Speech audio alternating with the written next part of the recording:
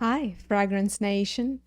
Today is another beautiful opportunity for us to discuss some hot takes on the state of the fragrance nation in the world. Let's get this party started.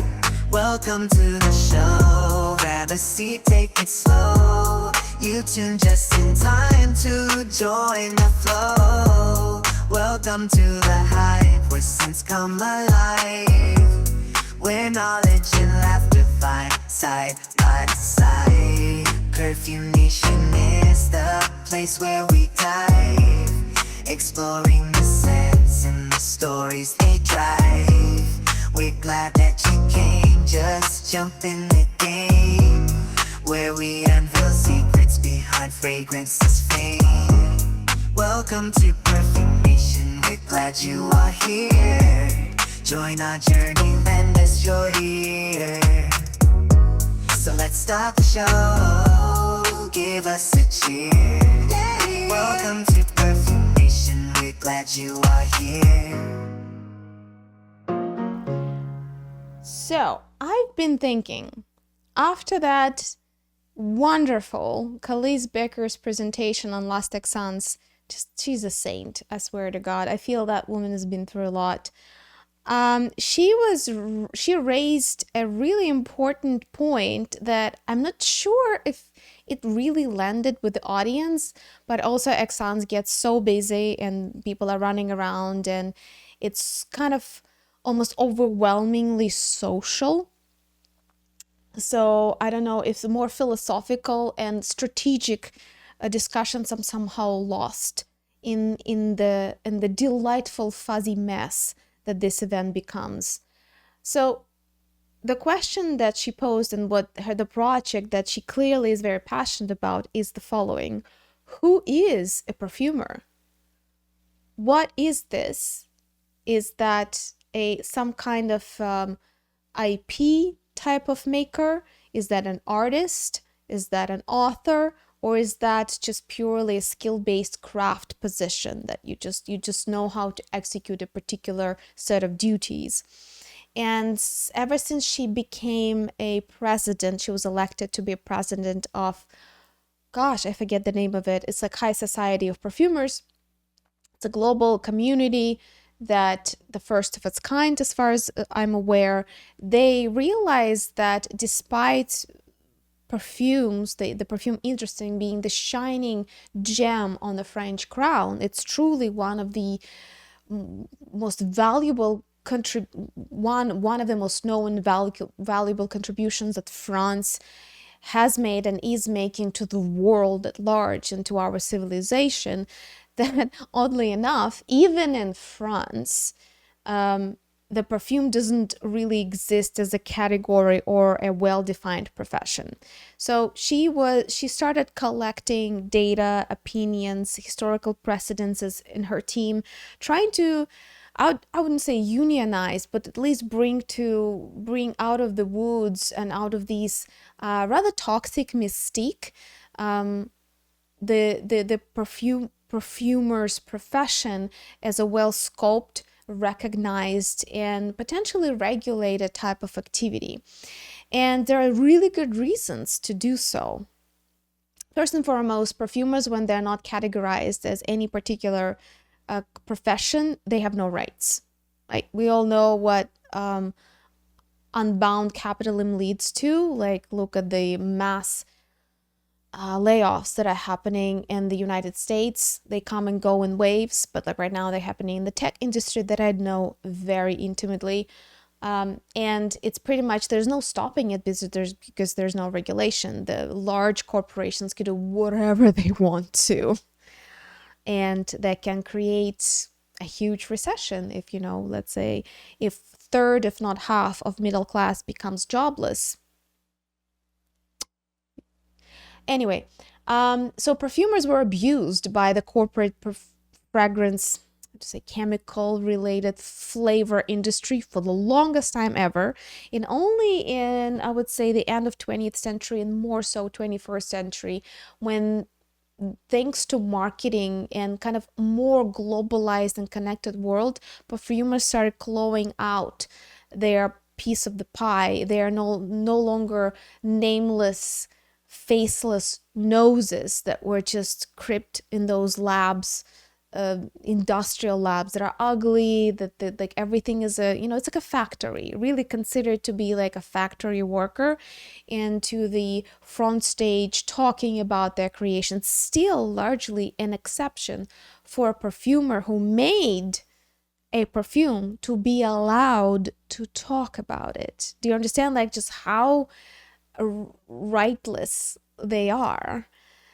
And we only know the master perfumers. Those are essentially, you would say, a master perfumer is pretty much a professor in academia. So those people have done volume of work.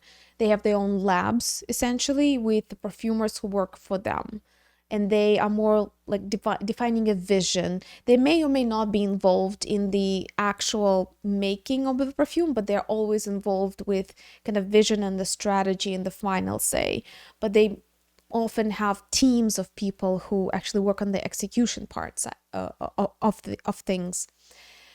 So, and that even, we don't know even all of them, we only know some. And that, again, internet sites like Aromamania, Fragrantica, there was back in the day LiveJournal, and there were independent blogs, there was MySpace. The proliferation of online discussion and discourse, actually the people who loved and consumed perfumes, they are the ones who broke into the Bastille of perfumery and started digging out piece by piece, drop by drop, the information of who makes them, how it's made, and what's really going on. We only discovered that there's process of a brief. There are these big 5, big 10 chemical corporations that control nearly all of the perfume ingredients that exist. So without them, nobody can make any perfumes, because you don't have any ingredients to make them with. So all of that slowly started seeping out thanks to the internet and to people who loved perfumes and were not necessarily involved in a professional capacity in that. So being nameless, having no negotiation rights, having your career largely depend on administrative executives rather than any merit of the work that you've done necessarily, this is a problem, right? This is a problem. Another problem that is just constantly haunting our community is reformulations. There are 1,000 reasons why a perfume get reformulated. However, and that's something that I really want to discuss here, Khalees Becker claims that according to what she knows, the data that she acquired with her team, the perfumers fall the most naturally into the category of authors. So they're not artists, because according to the definition of an artist, maybe it's a French thing, I'm not sure, but it makes sense logically. So I presume it's probably similar everywhere. An artist, artwork, there is an implication or an assumption there that it cannot be replicated. So if your artwork can be mass produced, it's not a work of art, but you're an author of an IP, an intellectual property. So the perfumers therefore are more like book writers and musicians, songwriters, and that makes a lot of sense. I thought about, I was like, yeah, that kind of like, it does make sense. And essentially all of the corporate structures it's like a publishing or recording company. The perfumer signs a contract and they kind of provide them with the resources to create, and they do. But unfortunately, the distribution rights, the revenue sharing, and all of that stuff is rather questionable for this type of authorship. I'm pretty sure perfumers get like 0% sales, like royalties from the perfume sales. I think they just work for a salary, which, if you start thinking about them authoring creative products, that just sounds wrong, doesn't it? Doesn't it? It does. That said, I struggle to imagine a book author whose publishing company would rewrite their books willy-nilly without even asking them for permission, or rewrite their songs without asking them for permission, or just still calling that song. It's just not a thing. But perfume reformulations are ubiquitous. Flanker, I mean, I can see that it's like a remix, like fine, I guess, right? Like Khalees Becker herself was hired to create J'adore Dior. And now that Francis Crook-John is an artistic director of Dior, he came up with his own flanker for J'adore Dior. And J'adore Dior is like a great example. And my friend Bagdan actually was the first one to ask that question. It's like, well, it's all great, but J'adore Dior is unrecognizable now. So how do we deal with that? I mean, how do we deal with, unspoken reformulations that big corporations often even lie about, that they didn't do it and they did? Like, we have noses, like collectively everybody cannot be wrong.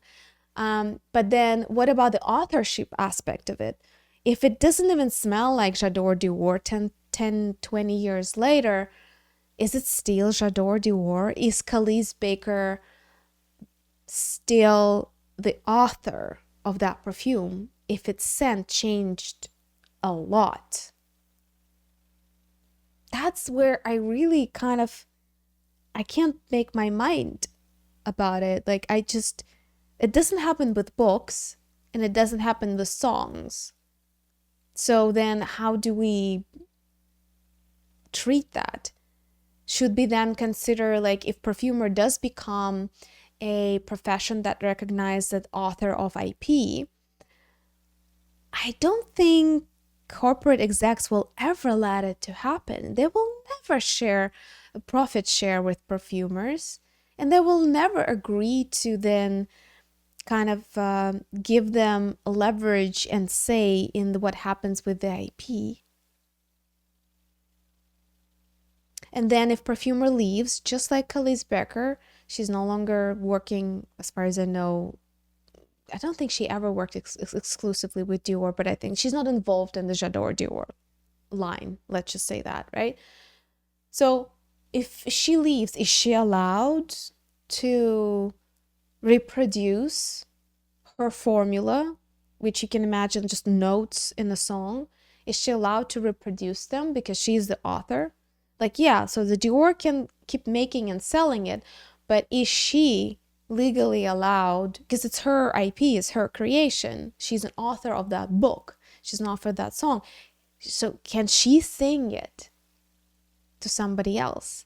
This conundrum kind of trips me a bit. I can't quite figure out how to reason around this concept. And it is important. It is, because for us as consumers, if we don't know who made the very thing we love, who made the wonder happen, obviously there's technology involved, there's marketing involved, there's a lot of people involved, and the packaging is very important in its design, sure. But it's still about how it smells. It's experiential. And if we're, as a consumer, as people who explore scents and explore ourselves and form memories through scents, have no connection to the author, an author has no control over the creation, like, what kind of fucked up world is that? Like, I just can't quite find a cohesive, mutually beneficial solution here. Like, and that's what brings me to my fear that it's a great idea. Like, Madame Becker, I'm all with you. But I don't think she'll be allowed to do it.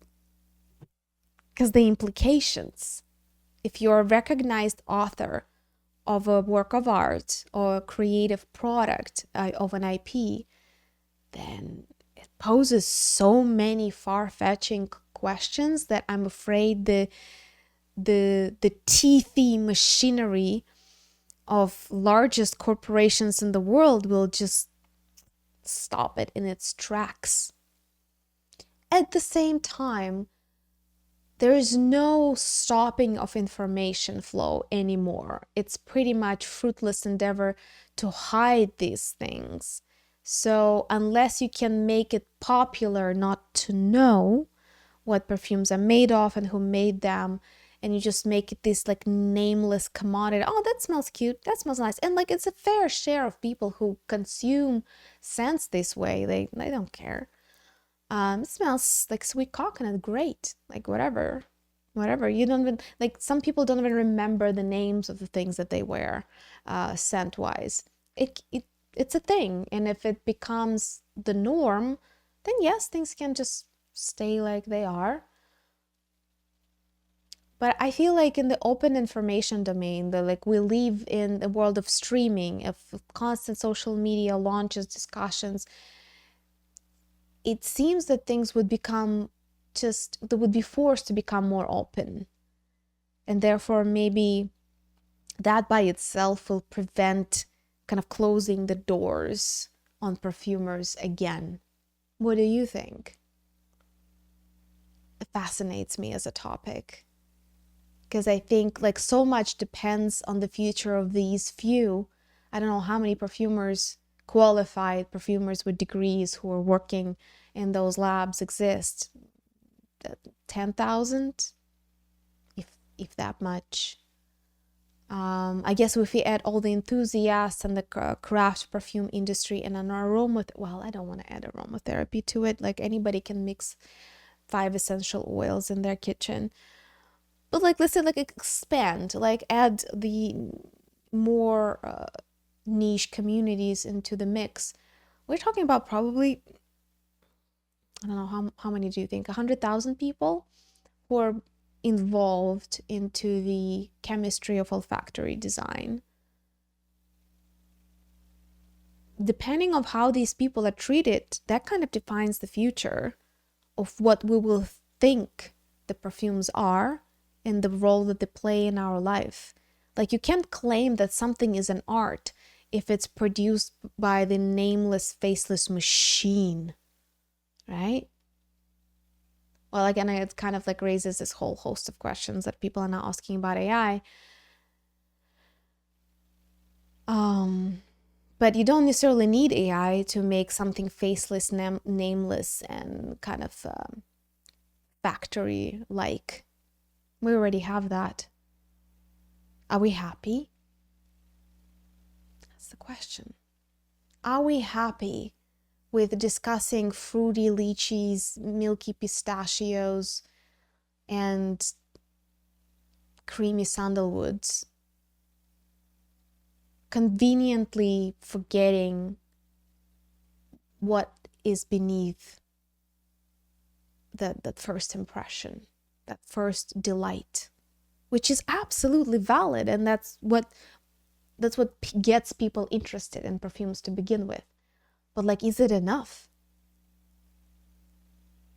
That's the question. Let me know what you think in the comments down below. I hope you're doing well. I'll be waiting for your comments. If you like what you see, please support this channel. I'll leave a bunch of useful and helpful links below for you. Thank you so much for watching. Click on that like. That'll be very helpful. Subscribe if you haven't had a chance yet. I have a ton of educational, fun, flirty, entertaining, deeper kind of let's chat type of content on this channel. So there is a lot for you to binge on if you wish to do so. I'll see you in the next video. Hey there, you reached the end, but don't just depart. Hit like, subscribe, it's a way to take part. You support your love, it's an art. Like and subscribe, be the vibe, keep us alive. In this changing, you'll see it's how we ride. It's more than a click, it's a bridge, a connection. Each donation, a show of affection. We're